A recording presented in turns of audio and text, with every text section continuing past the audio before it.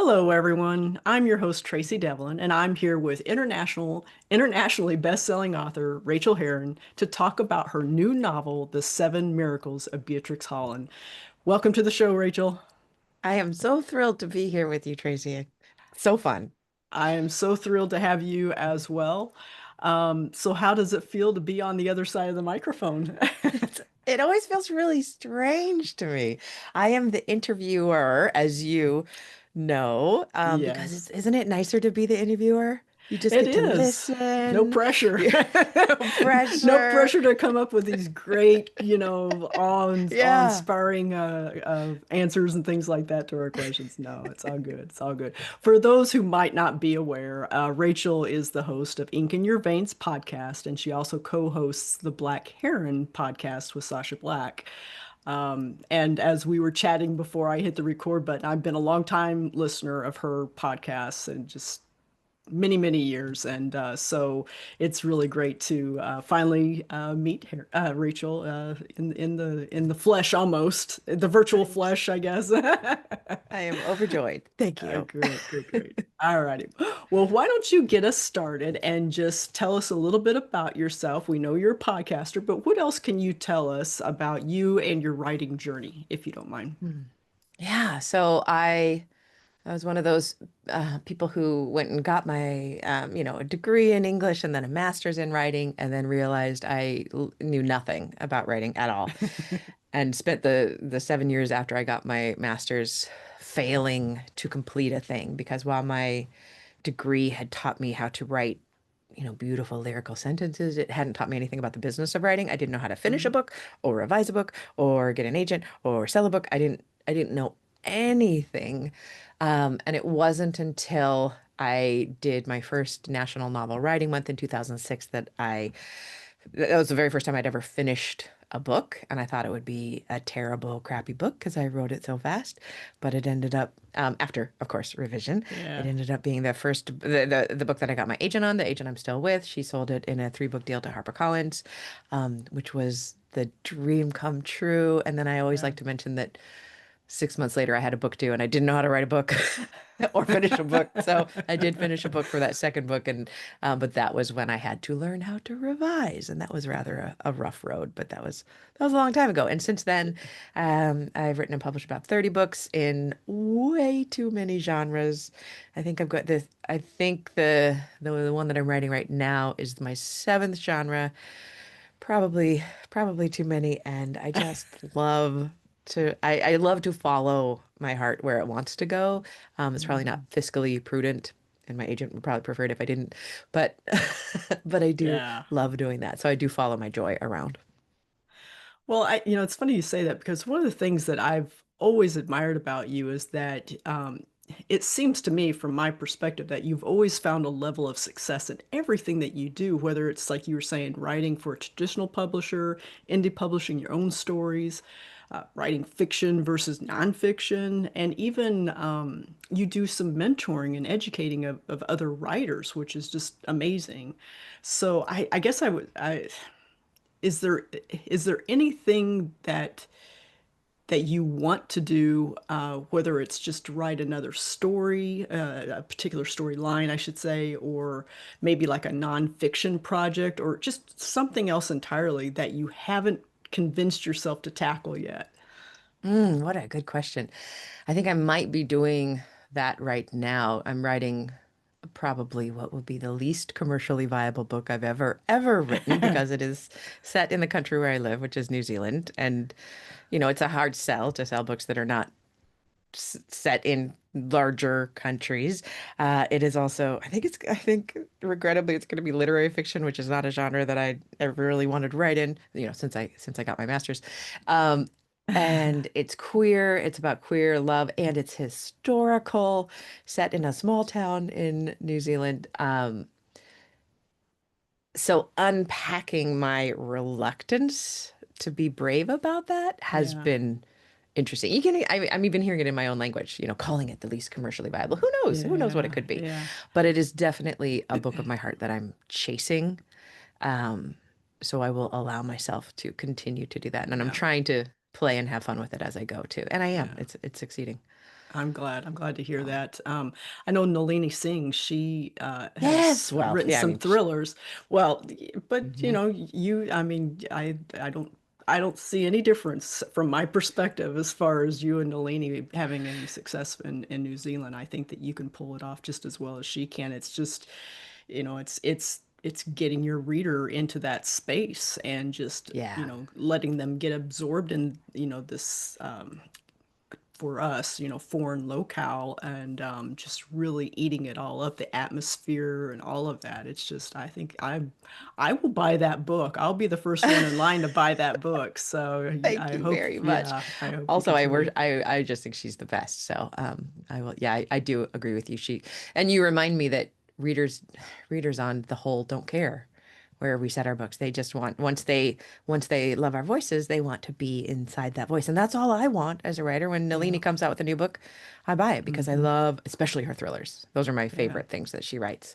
Yeah. Yeah. And I kind of wonder sometimes too, and I could be naive about this, but I wonder if that whole location thing isn't something that's a little bit of a carryover from, you know, old trad, Yes, because I would agree. I don't hear readers that I know ever balk about buying a book because it's you know the location was outside of the US or outside of the UK or wherever the acceptable country Yeah. is, you know what I mean? I just I don't know. I don't think that's such a big thing anymore if it ever was a thing, Kind but of like word count length is less important now too. yeah, But we still yeah. have these old, traditionally published methods, Yeah. voices carrying over every day. Interesting. I'm glad you pointed that out.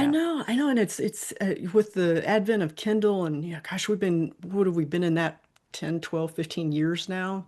You would think Hmm. some of that attitude of putting limitations on authors is just not a viable way to make money anymore. So, you know, Amen. let us free, let us write what we want to write. It's going to be so much better than to keep us in Exactly. this little cell.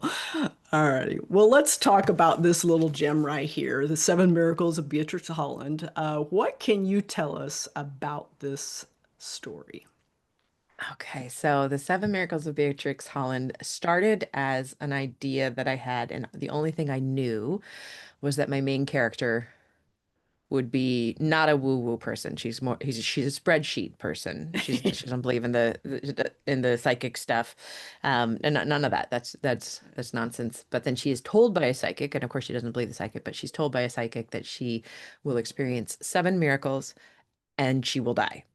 Mhm. And that, of course, I mean, it shakes her a little bit when she doesn't believe it, because she doesn't believe that stuff. That's nonsense. But then a miracle happens, and then another miracle, and then another miracle. And there are things that cannot be explained by anything other than, oh my God, it's a miracle, which then throws her into a minor or major existential panic. Because if the miracles are true, what about the dead thing? And Right. this was just a lark to write. I wrote it for fun. I was really chasing joy. I had this idea in mind that I was going to self-publish a series, and this would be the start of a paranormal midlife series. Paranormal women's fiction was kind of gathering steam a few years ago. It probably still is. But then when I finished the book, I was like, oh, no, I don't feel like writing a series. And it was after, I had already had it edited for publishing. It was copy edited. And then I gave it to my agent. I said, you know what? Do you want to see if you could sell this? You knew I was writing it, but I wasn't going to give it to you. But why don't you see if you can? And she did. And it went to a little auction on its own. And Nice. Hachette Grand Central Publishing is bringing it out. It's my very first witchy, they call it magical realism, but I think it's got some pretty strong paranormal elements Yeah. in it. And the whole point of it was that whenever I would start to get a little bit stuck, I would aim again toward fun and play, which is not natural for me. I tend to be quite type A and I go, I got to get all this right. And I wasn't trying to get much right with this book. And it ironically turned out to be the easiest book I've ever written. Hmm. So I Yeah. would love to, I would love to do that again. I just don't know how. Well, it's funny. It's interesting that you say that you had a lot of fun writing it because I think it came out in your writing because it was a lot of fun to read too. Thank you And so much. yeah, yeah, no, it was I was very, very enchanted, let's say, with the story. It was great. I was going to try and find here the you included, I don't know, there might be a technical term for these, but these little quotes Oh, that the are at the epigraphs before epigraphs, is that at the what they're beginning called? of yeah, beginning Yeah. of each chapter. When Yeah. did you decide they're by Evie Oxby? And when did you decide to put those in? Was that something you knew you were going to do right away, or is that something you added at the end because you kind of had to know what the gist of That the was chapter was, right? So, that was a middle of the book decision, I remember. My first few books had those same kind of epigraphs from a deceased main character in that particular series. And I remember I had so much fun writing them. And I thought, oh, that'd be fun. And the psychic who tells Beatrix this information is named Evie Oxby, and she's kind of a, a Hollywood psychic. the Everybody knows palmist who of she is. Palm Springs. Yeah, Yeah, that the was Palms great. of Palm That was Springs, great. exactly. So then I thought it would be fun, and then I think I would kind of half, not well. I would write an epigraph, and then later I would go back and try to make it funny or suit the actual um, chapter itself. Yeah. But Yeah. she's a fun character, and if I do write another book, I would like to, and I don't know if I will in the series, but or if there's a series, but I would like to maybe write her story because I've got a Yeah. couple ideas. Yeah, I've seen that in other books where they take, well-known quotes or, things like that and put them in there, but these are quotes that you have obviously written which were just amazing. So I really, really love that. It That was a great confused people addition. in that first series that I wrote. Her name was Eliza Zimmerman, and she did she wrote all the quotations. No, that's wrong. Eliza Carpenter. I had based around a woman named Zimmerman. Eliza Carpenter wrote all these quotes. And then people would write to me and say, "But I can't find Eliza's books. I can't find her knitting patterns." I'm like, "No, because I made her up." And then my Australian publisher, when I was with Penguin, they did a little gift book of Eliza Carpenter's quotes, and she was the author. And then it said with Rachael Herron in little notes, and That's that great. confused people even more. Yeah. But it was What fun. was I'm sorry, go ahead. No, that was done. I was just saying I wound up doing something a little bit similar to that. The location of this is on an island off of the Pacific Yep. Northwest, right? Hmm. And Scary Island, is that what it was called? Scary Island. Yeah. And I looked it up. I'm like, is this a place? 'Cause I've not It's heard of kind this. But it's yeah. kind of maybe Bainbridge or Whidbey ish. But yeah, Yeah, then okay. I made it All up. right. Yeah. So based off of a real, yeah, that sounds Yeah. good. That's very good. All right, excellent. Okay, well, let's switch gears just a little bit here and go behind the scenes with Rachel. Writing requires long hours behind the keyboard, especially whenever you're, writing more than one book a year. Do you have any tips for keeping yourself healthy? Oh, that's such a good question. I know. I honestly I'm looking for the struggle with miracle. I'm it. looking for the Yeah. miracle, Rachel. Yes, I do struggle with it. I do I do a little yoga every morning, but when I say a little bit, I mean the smallest possible Yeah. amount. And in my 50s now, I've just realized that I'm too stubborn and recalcitrant and lazy that I will not do anything that I don't actually love doing. So I let myself do the things that I love, and there's not that many of them, but they're swimming. I love swimming, and I don't like swimming hard, but I do like just swimming in either the local pool here or I do try to swim in the harbor at least once or twice a week, Oh, even though it's really nice. cold right now. And by swim in the harbor right now, I mean dip because it's like, I think it's like 52 degrees Fahrenheit or something like that. It's very, very cold. Brave, Uh, brave woman. and hiking, and there's just, and again, I make it sound grandiose. Hiking, it's just walking up hills here in Wellington, New Hmm. Zealand, but there's a lot of hills, and there are a lot of beautiful forest trails, and there's one just outside my front door. So, um, I do try to walk either in the hills or, walk downtown, walk around. But I could definitely be doing more. I was doing weight training, and I was kind of using that as almost a reward after a writing day. I would get up and go to this weight training, and it was down the street at this woman's house, and her dog loved my dog, so it was just a reward for everybody. But Yeah. she just stopped doing it, so I've got to find something else because I am the kind of writer who frequently forgets that I have a body. I can live just in these top 3 inches of Hmm. of the brain and not want to do anything else. Yeah. So it is something I consciously have to think about every day. How Yeah. do you do it? It's the same for me. It's there. I'll go through spells where we have a local YMCA here, and Mm. it's great. It has everything you need there, and I'll go through these spells where I'm going, three times, probably not more than 3 times a week, going 3 times a week religiously, going. And then something will happen, a vacation will come up, or prepping for a conference. Something will take me out of my normal rhythm, and then I don't go for months, Yeah, So that's all it I try to takes. walk. It's the same. We're here in Western North Carolina, so it's very hilly here. We're in what they call the foothills. And so, going for a walk here, it takes effort here as well. Yes. So Yes. we do that, a few times a week as well. So, The other thing that I do, and I've been doing this recently and it's been working well, is I take a commute and I tell my partner I'm leaving the house and I'm going on my commute now. And it's when I'm done working, I go put on my shoes and I've been trying to do this more days than I don't, but I haven't been succeeding. But at least I'm trying and I'm getting some days in. yeah. But I put on my coat and I tell myself that it's a grandpa walk around the block. It just, like grandpa shuffling in his cardigan kind of thing. And I just need to walk around the block. And it's a big block and it's got a hill, but it's a 10-minute walk.